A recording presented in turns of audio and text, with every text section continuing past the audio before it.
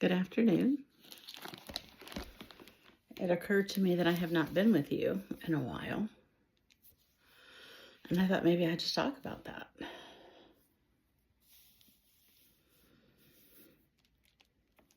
Because I was about ready to talk about who divided a channel for the overflowing water or path for the thunderbolt when suddenly life intervened.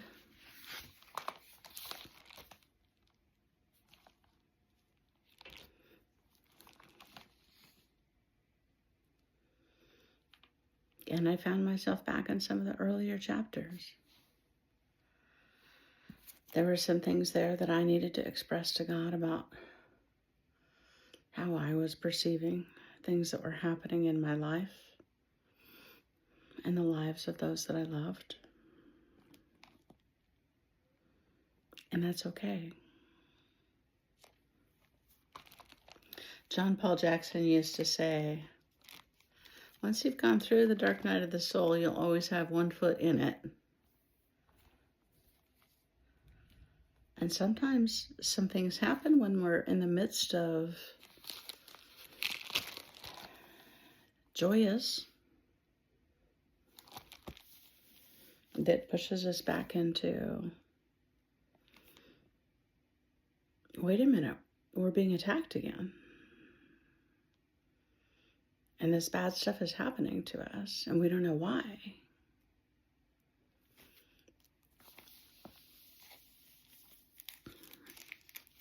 So I've been trying to stay true to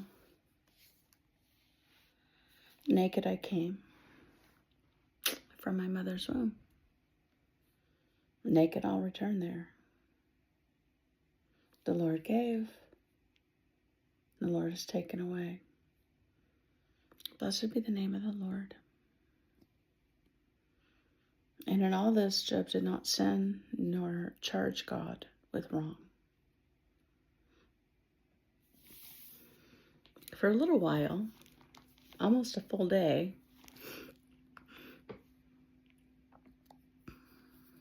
I did hate the works of the devil. I have to be honest about that. Jesus came to destroy the works of the devil, and I don't like them.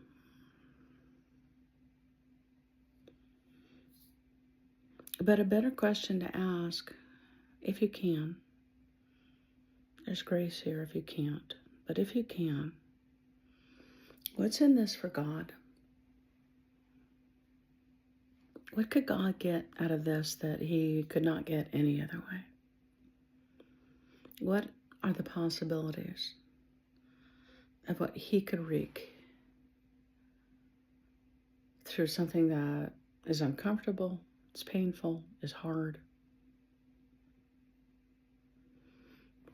Like, we all know that if we were going to categorize our life into the things that have happened to us that were kind, good, fun,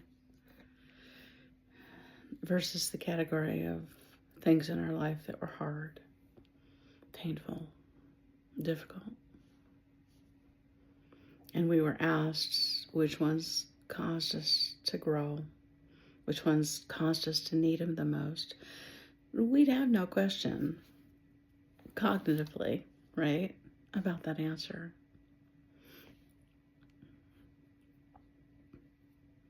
But our heart forgets. Even the disciples got dull. When Jesus turned the fish and the loaves into bread for many,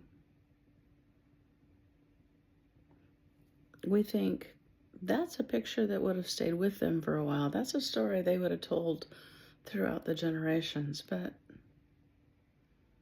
the next time there was a big group and there was hunger, they were asking the Lord if they should go to the store.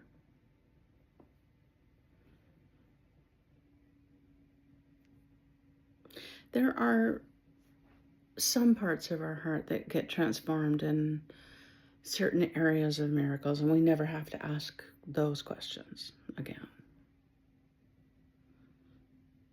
There are other parts of our heart that need a different perfection because we get dull and we forget the glory. And we need to be reminded of it more than once. And He's okay with that, because He has enough glory for you and enough glory for me and enough glory for every human that He's ever created throughout the timeline of man. So I bless you today with knowing that even if you had to depart for a minute, it wasn't really a long spot to Him, from the place of savoring the beauty. And you had to go back to the place where it really seems like you're getting unfairly attacked. And you don't know what's in it for God. And honestly, your amygdala just wants it to stop.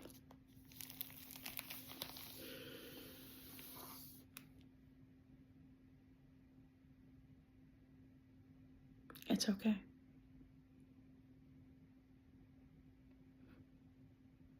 Once you've come this far, you won't quit. The savory stuff will woo you back.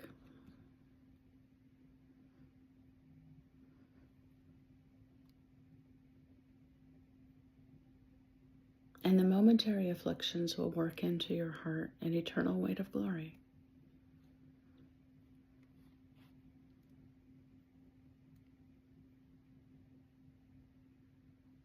All the apostles knew this.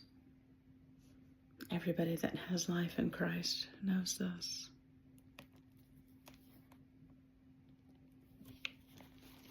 What was it that Paul said?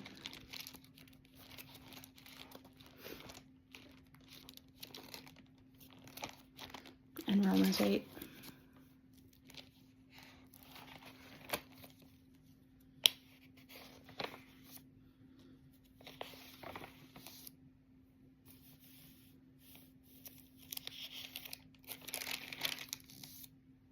For I consider, this is my blessing for you today. For I consider that the sufferings of this present time are not worthy to be compared with the glory that will be revealed in us. I bless you with that as your eternal truth, as you're traveling through the path that God has you on. I bless you in Jesus' name.